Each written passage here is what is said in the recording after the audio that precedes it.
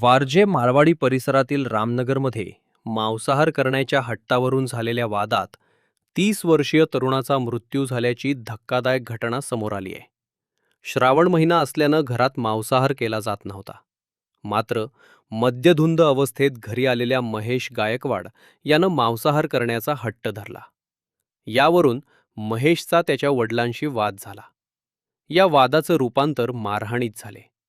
वडील भागवत गायकवाड यांनी महेशच्या डोक्यात आणि तोंडावर मारहाण केल्यानं तो गंभीर जखमी झाला. उपचारादरम्यान त्याचा मृत्यू झाल्याचं समोर आले. या प्रकरणी वारजे मारवाडी पोलिसांनी भागवत गायकवाड आणि पार्वती गायकवाड या दाम्पत्याला अटक केली आहे. वडिलांवर हत्येचा तर आईवर घटना लपवून पुरावे नष्ट केल्याचा आरोप ठेवण्यात आलाय. पोलिसांकडून या प्रकरणाचा पुढील तपास सुरू आहे. त्याच्यामध्ये गणेश भागवत गायकवाड या 30 वर्षीय इसमाचा मृत्यू झालेला होता.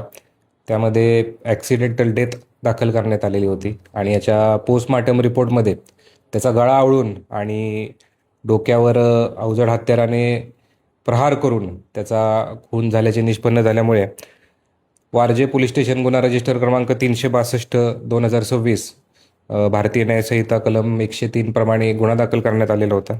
यामध्ये मैताच्या सख्या भावानं गणेश भागवत गायकवाड यांनी फिर्याद दिलेली असून त्यामध्ये त्यांनी मैताचे वडील भागवत गायकवाड आणि मैताची आई पार्वती गायकवाड यांच्याविरुद्ध ही फिर्याद दिलेली आहे.